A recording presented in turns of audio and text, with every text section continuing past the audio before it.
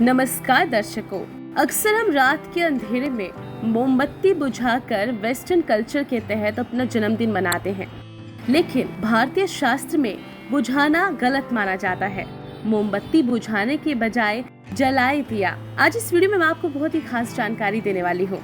जैसे कि आप जानते हैं कि वेस्टर्न संस्कृति का बढ़ता प्रभाव हमारे दैनिक जनजीवन पर भी पड़ता जा रहा है। नए परिवेश में हम अपनी उन पुरानी परंपराओं और मान्यताओं को भूलते जा रहे हैं जो वैज्ञानिक भी थी और समाज को कुछ न कुछ सीख भी देती थी। आज इस वीडियो में मैं आपको बताऊंगी कि जन्मदिन समारोह के बारे में। आज बताऊंगी कैसे मनाया जाता है जन्मदिन और उसे हम कैसे मनाने लगे हैं। आखिर हमें क्या करना चाहिए। पहले जन्मदिन यानी वर्षगांठ होती थी। इस दिन एक धागे में गांठ लगाई जाती थी। अब जितनी गांठें उतने वर्ष बीत चुके हैं। ये सिलसिला विवाह तक चलता था। विवाह के प्रथम वर्ष के जन्मदिन से उत्सव मनाना बंद कर दिया जाता था। इसको कहते हैं जन्मदिन उठा दिया गया, यानी फिर आगे से स्वयं का बर्थडे ना मनाने की परंपरा। यदि इसके दर्शन को समझे तो इससे स्पष्ट होता है कि व्यक्ति जब जिम्मेदार हो जाता है तो वर्षगांठ को वह आयु का एक वर्ष कम होना समझने लगता है।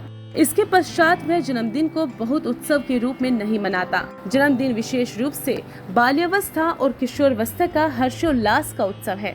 हमारी संस्कृति पर पाश्चात्य संस्कृति का प्रभाव बढ़ता जा रहा है और वेस्टर्न कल्चर के अंधानुकरण से हम अपनी परंपराओं को भी भूलते जा रहे हैं, जो ठीक नहीं है। तो अब चलिए जानते हैं जन्मदिन पर क्या क्या नहीं करना चाहिए। बर्थडे के रात के 12 बजे केक काटना लेटेस्ट फैशन बन चुका है, लेकिन ये बिल्कुल गलत है। अंग्रेजी कैलेंडर में रात्रि 12 बजे तारीख भले ही बदल जाती है, लेकिन हिंदी कैलेंडर में ऐसा नहीं है। यहाँ सूर्योदय का महत्व है। रात्रि में केक नहीं काटना चाहिए।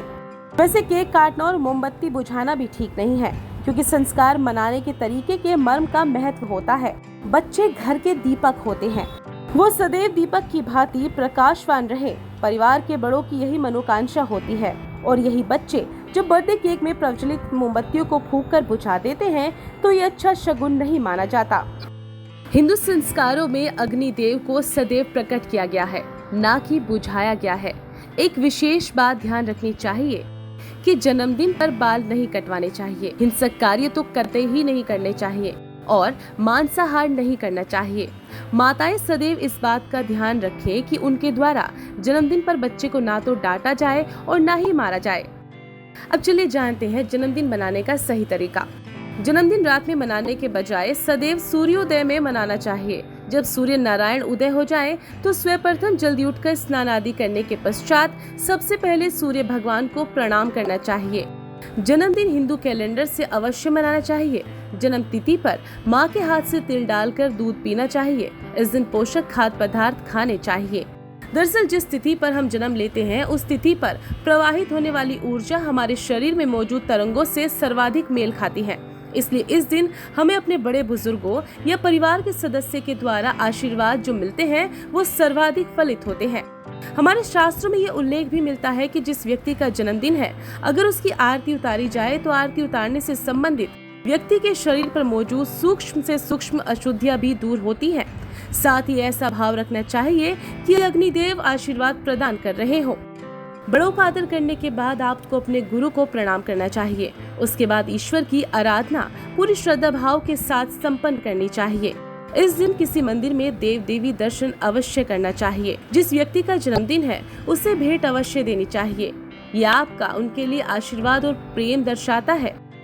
जन्मदिन को हर्षोल्लास के साथ मनाएं। इस दिन घर की महिलाएं जन्मदिन से संबंधित लोकगीत, ढोलक, मंजीरे आदि बजाकर गाने की परंपरा करती थी, लेकिन फिलहाल ये परंपरा लुप्त होती जा रही है। कम से कम ऐसे संगीत बजाएं जो शोर के बजाय मधुरता युक्त और कर्णप्रिय हो। जन्मदिन पर दान अवश्य करना चाहिए। यदि संभव हो तो अपने वजन के बराबर किसी जरूरतमंद को अनाज दान करना उत्तम रहता है। दर्शकों, आपको ये वीडियो कैसा लगा हमें कमेंट बॉक्स में मेंशन करना ना भूलें और ऐसी अपडेट्स के लिए अभी सब्सक्राइब कीजिए हमारा चैनल।